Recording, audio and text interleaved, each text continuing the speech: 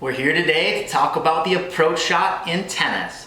And if you're trying to secure the bag, win championships, and get those Gatorade showers, you gotta know how to crush the approach shot. Hard, but not too hard. Today we're gonna be going over the 4 different types of footwork that you need to be effective at hitting your approach shots, as well as a drill I love to use to get players comfortable with all the different types of footwork surrounding the approach shot. We're in here talking about practice. Yeah, we talking about practice, AI. Hey, use that mouse of yours and subscribe to the channel. I put a lot of hard work into this, and I'm not trying to become an accountant for the rest of my life. We're gonna first talk about the 4 different types of footwork you're gonna be using on the approach shot. We'll start with the first 2, which is closed stance or open stance, and then I'll talk about the other 2 later. Now, we're gonna be watching these first 2 videos where the players are playing closed stance forehands. As you can see, they move up to the ball, they're playing it off their front foot, and they're letting their body flow through naturally. Now, we'll take a look at the open stance approach shot. As you can see, the player moves up to the ball and they're playing it off their back foot. It's really important that when you're playing an open stance approach shot that you have to get your hips turned on the ball.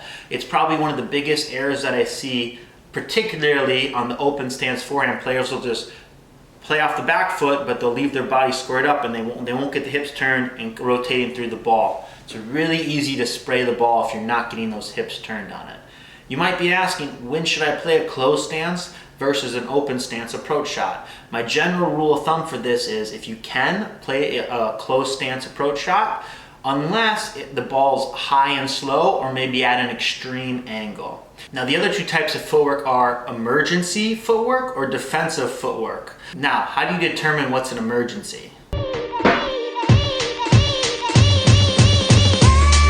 Well, I'd consider that an emergency. Now, the emergency footwork you really only want to use when it's A, your only way you're going to get to the tennis ball, or B, you're using this to hit a more offensive tennis approach shot and make it tougher on your opponent. Now, I really want you to focus when we're watching these videos that you'll notice when they're moving up to the ball, they're playing it off their back foot, but they're getting their hips turned to help hit the ball. That's really important to do if you're going to use this emergency footwork.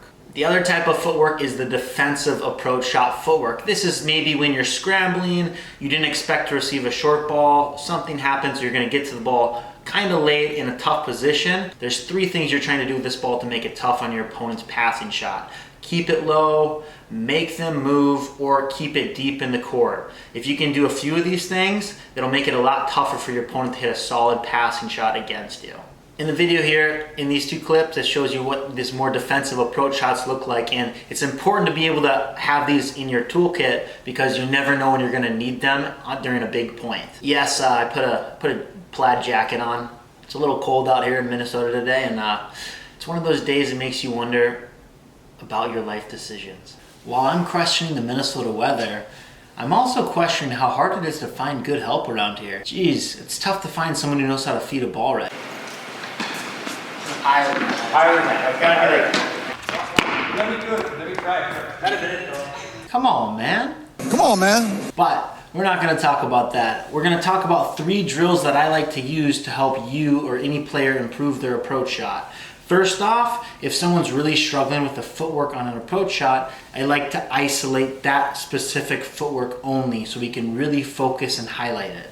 You can do this with any of the 3 types of footworks that we talked about early. Open stance, closed stance, and emergency footwork. I have a different one at the end that I'm going to talk about for the defensive approach shot. After that, a drill that I really like to do is just a simple 2-ball approach shot drill where I feed a high and slow one kind of deeper in the court so the player can set up on an open stance, and then I feed a second one where that player might have to make a decision to either play it closed stance or with the emergency footwork, whatever one they feel the situation deems. This helps get them to understand what situations and what balls they might have to play in emergency footwork versus a closed stance approach shot. Then lastly, for the defensive approach shot, I have someone turn the other way, and then before the coach feeds, or before whoever's feeding feeds, before the coach feeds, they're gonna say go as they feed the ball, so the player has to turn around, figure out which way the ball's fed, get to it, and slice it. Or if they can get to it early enough, they can play a little bit more of an aggressive slice. There's one last thing I would add on the approach shot, and it's really important. It sounds simple, but make sure when you get approach shots, you have to put them in play. Make your opponent come up with a great pass. There's far too many times I see players overhit and miss, and they don't apply any pressure on their opponent for leaving a short ball. Hope you all really liked the video. You have some stuff to go work on with your approach shot, and then you want to stay tuned for next week because we're going to go over common reviews of our YouTube videos from the past year. You'll get to see the good, the bad, and the ugly, and my take on it all.